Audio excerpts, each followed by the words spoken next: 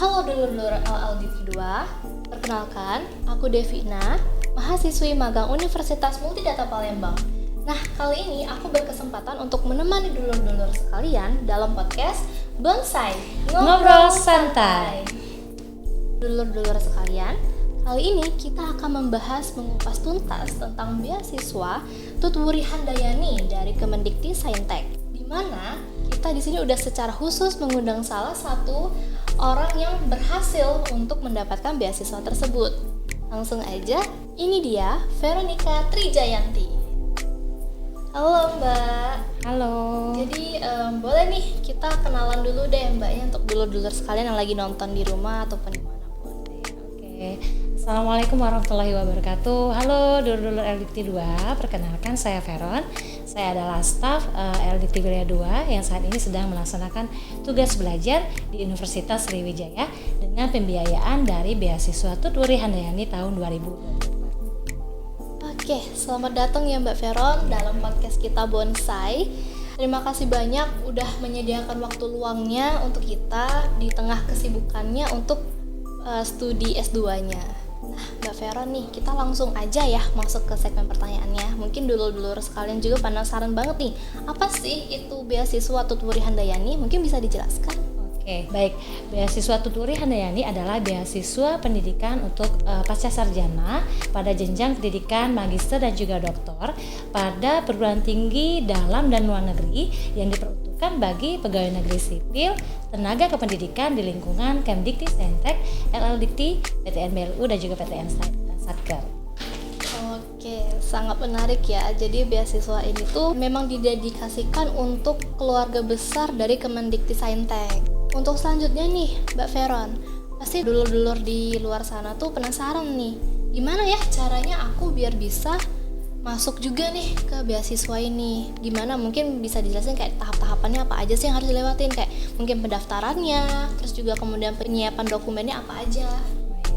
Baik, jadi pendaftaran beasiswa Tutwuri Handayani ini dilaksanakan secara daring. Jadi bagi dulur-dulur dan juga rekan-rekan semua yang berminat untuk mengikuti seleksi beasiswa Tutwuri Handayani bisa langsung mengunjungi laman beasiswa.dosen.kemdiktisaintek.go.id.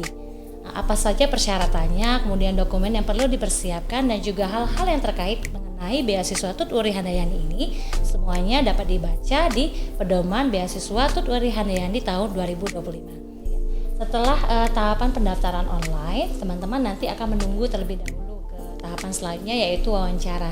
Jadi kita nanti akan diwawancara oleh para interviewer dari kementerian.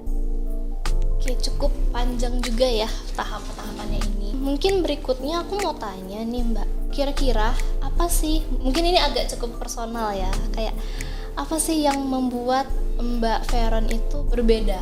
Jadi kayak dari pihak beasiswanya merasa memang kami nggak boleh nih ngelewatin anak ini gitu. Jadi pada saat wawancara itu selain kita harus menguasai dokumen proposal penelitian kita juga harus bisa mendeskripsikan diri kita dengan menarik. Ya, tidak hanya tentang visi, misi dan juga motivasi dalam melaksanakan studi lanjut, kita juga pada saat itu saya menceritakan keseharian saya dalam melaksanakan tugas dan fungsi sebagai tenaga kependidikan di LDT Wilayah 2. Saya juga menceritakan apa saja sih permasalahan yang saya hadapi selama melaksanakan jadi tendik, kemudian apa solusinya, seperti itu. Selain itu, saya juga menceritakan tentang kelebihan dan juga mengakui kekurangan saya. Jadi manusiawi ya, jadi kalau seseorang itu memiliki kelebihan dan kekurangan. Yang terpenting adalah bahwasanya kita memiliki solusi yang tepat untuk mengatasi kekurangan tersebut. Jangan sampai kekurangan kita tadi menghambat. Oke, wow, berarti memang terkadang itu personal itu tadi yang bisa membuat kita berbeda ya dan terpilih. Nah, menyambung soal kontribusi, bagaimana jurusan S2 yang Mbak ambil nanti itu sejalan nih dengan secara spesifik dalam hal membantu memecahkan suatu masalah di kedepannya. Selain ini saya memilih program studi administrasi publik ya di Universitas Sriwijaya. Jadi kalau ditanya bagaimana program studi ini dapat membantu dalam menyelesaikan masalah pendidikan dan juga kebudayaan di Indonesia, saya rasa ini sangat membantu. Contohnya Permen Ristek Dikti nomor 7 tahun 2020 tentang pendirian pembubaran perguruan tinggi negeri dan pendirian, perubahan, dan juga pencabutan izin perguruan tinggi negeri swasta. Jadi sebelum terbit suatu peraturan menteri, pemangku kebijakan itu melakukan identifikasi dulu terhadap masalah pendidikan, masalah perguruan tinggi yang ada di Indonesia. Setelah diidentifikasi masalahnya apa, mereka akan merumuskan suatu kebijakan yang sesuai dengan masalah yang ada. Nah, kami mahasiswa administrasi publik itu dilatih untuk hal itu. Kami diajarkan bagaimana untuk mengidentifikasi masalah yang ada, kemudian melakukan perumusan kebijakan terhadap masalah tersebut. Selanjutnya, bagaimana implementasi dari kebijakan, dan yang terakhir adalah evaluasi dari kebijakan yang telah diambil. Dan tentunya hal ini sangat membantu dalam memecahkan permasalahan pendidikan yang ada di Indonesia, khususnya yang ada di LDT Bale 2. Oke, sangat spesifik dan visioner sekali ya Mbak ya. Semoga terwujud, dan kita masuk ke pertanyaan yang paling ditunggu sama dulur-dulur nih. Apa sih tips and triknya gitu biar bisa lolos dalam ikut beasiswa ini? Yang pertama adalah persiapkan dokumen persyaratan dengan baik, terutama untuk proposal penelitian dan juga personal statement. Seperti yang sudah saya infokan sebelumnya ya, buatlah personal statement yang menarik. Jangan sekali-sekali buat personal statement itu yang copy paste dari Google. Jadi buatlah dia personal statement yang menarik sehingga interviewer kita itu tertarik untuk membacanya. Kemudian tunjukkan juga tekad dan semangat yang kuat untuk studi lanjut. Selain itu juga kita harus menunjukkan komitmen kita untuk kembali mengabdi kepada instansi. Nah, biasanya itu interviewer akan bertanya, gimana nih setelah studi lanjut S2 dan S3, gimana kalau ada gak keinginan untuk menjadi dosen?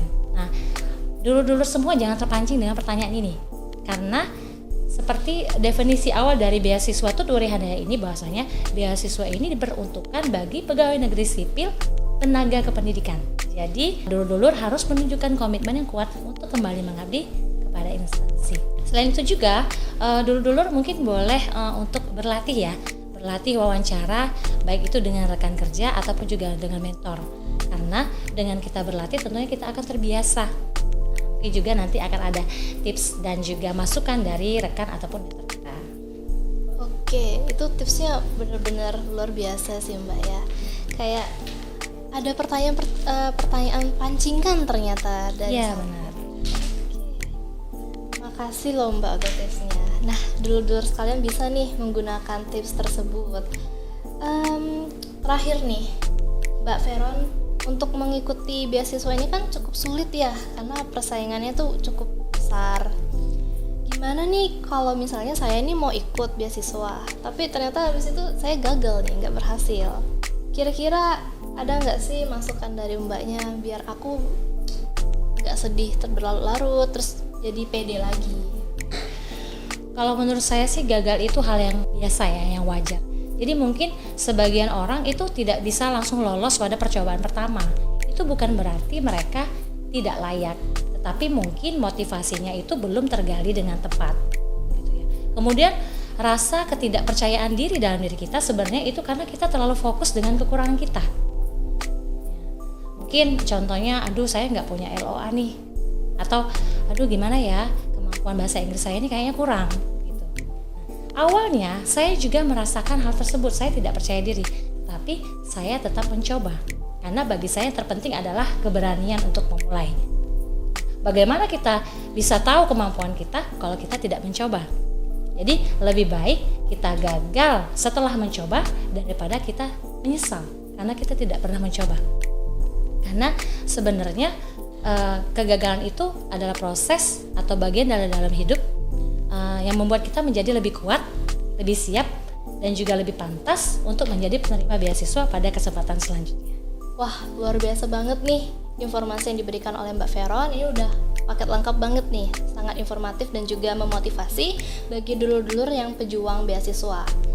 Nah, semoga ini bisa menjadi inspirasi dan juga motivasi bagi dulur-dulur untuk mengejar studi impian. Tapi sebelum kita tutup podcast bonsai kita hari ini, Mbak Veron boleh dong memberikan closing statement atau penutupnya? Oke. Bagi teman-teman yang berminat untuk mengikuti seleksi beasiswa Tuturi Handayani, ayo semangat. sibukkan diri kamu, persiapkan semua dokumen yang diperlukan dengan baik dan optimal. Jangan berputus asa. Ingat, lakukan saja yang terbaik yang menjadi bagianmu, selebihnya biarkan Allah yang bekerja. Oke, sampai di sini dulu obrolan kita hari ini. Terima kasih juga untuk dulur-dulur sekalian yang udah mendengarkan podcast kita pada hari ini. Terus khususnya terima kasih juga kepada Mbak Veron yang udah menyempatkan waktunya untuk hadir di podcast kita. Dulur-dulur, jangan lupa untuk like, comment, subscribe YouTube LLDT Wilayah 2, serta jangan lupa follow akun Instagram dan TikTok @LLDT2 untuk konten-konten menarik lainnya. Salam pikir LLDT2, kami Bersama Anda, kami siap melayani.